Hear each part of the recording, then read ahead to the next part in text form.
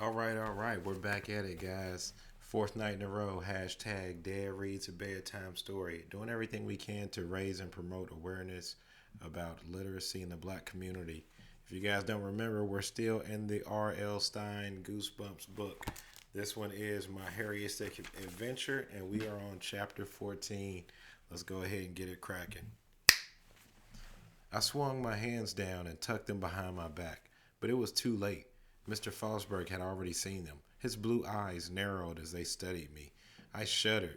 What was he going to say? What was he going to do now? Is it too cold in the building? The principal asked. Huh? I replied. What was he asking? I leaned back against my hands, pressing them against the wall. Even through my shirt, I could feel the prickly hair all over them. Should I have the furnace turned up, Larry? Mr. Fosberg asked. Is it too cold? Is that why you're wearing gloves to class? Gloves? I stammered. He thought I was wearing gloves. Yes, it was a little cold, I told him, starting to feel a little better. That's why I went to my locker for gloves. He stared at me thoughtfully. Then he turned and headed the other way, balancing the stack of textbooks in both hands. I'll talk to the custodian about it, he called back. I breathed a sigh of relief as he disappeared around the corner. That had been a close call, but he had given me a good idea. Gloves. I hurried to my locker. Turning the dial on the combination lock felt strange with my hairy fingers, but I opened the locker easily and pulled my black leather gloves from the pockets of my parka. A few seconds later, I stepped back into the classroom. Lily stood at the front of the class giving her book report. She glanced at me curiously as I slid back into my seat. When Lily finished, Miss Shinling called me to the front of the room. Are you okay now, Larry? She asked. Yes, I replied. My hands were cold. I climbed out of my seat and stepped quickly to the front of the room. Some kids started to giggle and point at my gloves, but I didn't care. At least no one could see my hands with the ugly black fur sprouting all over them. I took a deep breath and started my report. The book I read is by Bruce Coville, I began, and I would recommend it to anyone who likes funny science fiction stories. After school, I hurried down to my locker. I kept my head down and tried to avoid everyone. I had worn gloves all day. They were hot and uncomfortable, and they seemed to grow tighter and tighter. I wondered if the black hair on my hands was growing, but I was afraid to take off the gloves to check it out. I tugged on my parka and slung my backpack over one shoulder. I have to get out of here and think, I told myself. A few steps from the front exit, I heard Lily calling my name. I turned and saw her chasing after me. She was wearing an oversized yellow sweater pulled down over bright green tights. I kept walking. Catch you later? I called back to her. I'm in a hurry. But she came running up and stepped right in front of me. Aren't you coming to band practice? She asked. I was so upset about my hairy hands that I completely forgot. It's at my house again this afternoon, remember? Lily continued, walking backwards as I made my way to the doors. I can't, I stammered. I don't feel very well. That was the truth. She stared hard at me. What's your problem, Larry? How come you've been so weird all day? I just don't feel well, I insisted. Sorry about the practice. Can we do it tomorrow? I guess, she replied. She said something else, but I didn't hear it. I pushed open the door and hurried out of the school. I ran all the way home. The sun beamed down on the snow, making it gleam like silver. It was beautiful, but I couldn't enjoy it. I was lost in my own troubled thoughts, thinking about hair, thick patches of black spiky hair. I burst into the house and tossed my backpack onto the floor. I started up the stairs to my room, but stopped when I heard my mom call my name. I found her in the living room, on the chair by the front window. She had Jasper, our cat, in her lap, and the cordless phone up to her ear. She said something into it and then lowered it as she raised her eyes to me. Larry, you're home early. Don't you have band practice? Not today, I lied. I have a lot of homework, so I came straight home. Another lie. I didn't want to tell her the truth. I didn't want to tell her that I had rubbed Instatan all over myself and now I was sprouting disgusting black hair. I didn't want to tell her. But it suddenly just burst out of me, the whole story.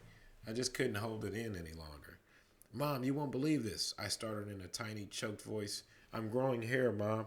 Really gross black hair on my hands. You see, my friends and I, we found this old bottle of tanning lotion, and I know it was really stupid, but we all poured it on ourselves. I rubbed it all over my face and hands and neck, and now I'm growing hair, Mom. In school today, I looked down, and both of my hands were covered in black hair. I'm so embarrassed, and I'm scared, too. I'm really scared. I was breathing hard as I finished the story. I had been staring down at the floor as I told it, but now I raised my eyes to see my mom's reaction. What would she say? Could she help me? Chapter 12. I heard her mumble something, but I couldn't understand the words. Then I realized that she wasn't talking to me. She had the phone pressed to her ear and she was talking into it. Mom had gone back into her telephone conversation. She was concentrating so hard she hadn't heard a word I said. I let out an annoyed groan. Then I spun around and hurried up the stairs to my room. I closed the door behind me and tore off the hot, uncomfortable gloves. Jasper had run upstairs and perched on the window seat. She spent most of the day on the window seat in my room, staring down at the front yard.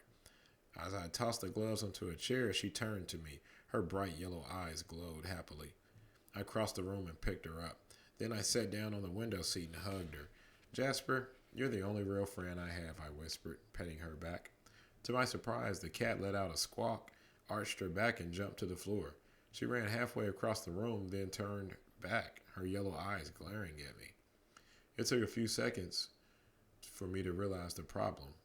I held up my hands. It's these hairy paws, isn't it, Jasper? I said sadly. They frightened you, didn't they? The cat tilted her head as if trying to understand me. Well, they frightened me too, I told her. I jumped up and hurried across the hall to the bathroom. Once again, I pulled my dad's shaving equipment from the medicine cabinet. I set to work, shaving off the thick hair. It wasn't easy, especially trying to shave off the tufts of hair that had grown in the spaces between my fingers. That hair was really hard to reach. The hair was stiff and tough, like the bristles on a hairbrush. I cut myself twice on the palm and on the back of my right hand. As I rinsed the shaving cream off, I glanced down and saw Jasper staring up at me from the bathroom doorway. Don't tell Mom and Dad, I whispered. She blinked her yellow eyes and yawned. The next morning, I awoke before Mom and Dad. Most mornings, I lie in bed and wait for Mom to shout that it's time to get up. But this morning, I jumped up out of bed, turned on all the lights, and stepped up to my dresser mirror. Would I find new hair? I held up my hands and checked them out first. My eyes were still heavy from sleep, but I could see clearly that the hair had not grown back. Yes, I cried happily. The razor cuts on my right hand still hurt, but I didn't care. Both hands were smooth and hairless. I turned them over and gazed at them for a long while.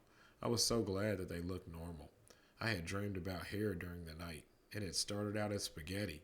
In the dream, I was sitting in the kitchen, starting to eat a big plate of spaghetti. But as I started to twirl the noodles on my fork, they instantly turned to hair. Long black hairs. I was twirling long black hairs onto my fork. The plate was piled high with long strands of black hair. Then I raised the fork full of hair to my mouth. I opened my mouth. I brought the hairy fork up closer, and then I woke up. Yuck. What a gross dream. I had felt really sick to my stomach, and it had been hard getting back to sleep. Now at last it was morning, and I continued my inspection. I leaned over and checked my feet, then my legs. No clumps of black hair. No weird fur growing anywhere. I guess it's safe to go to school, I told myself happily, but I'll be sure to keep my gloves handy. After breakfast, I pulled on my coat, grabbed my backpack, and headed out the house. It was a bright, warm day. The snow glistened wetly. The sunshine had started to melt it. I stepped carefully around puddles of slush as I walked along the sidewalk. I was feeling better, a lot better. In fact, I was feeling really good. Then I turned and saw that pack of dogs, snarling dogs, heading right for me. Chapter 13. My heart jumped up to my throat. The dogs were running full speed, their heads bobbing up and down, their eyes trained on me. They barked and growled furiously with each bounding step. My legs suddenly felt as if they weighed 1,000 pounds. But I whirled around and forced myself to run. If they catch me, they'll tear me to pieces, I told myself.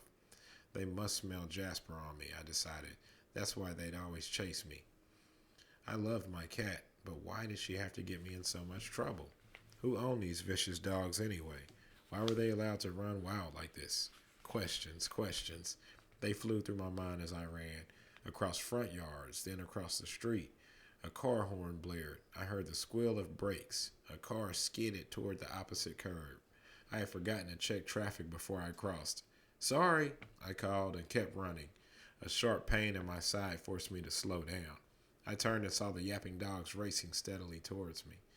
They crossed the street and kept moving over the snowy ground, closer, closer.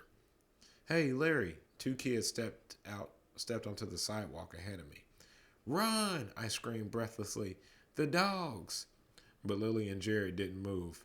I stepped up to them, holding my side. It ached so hard I could barely breathe. Lily turned to stare down the dogs as she had done before.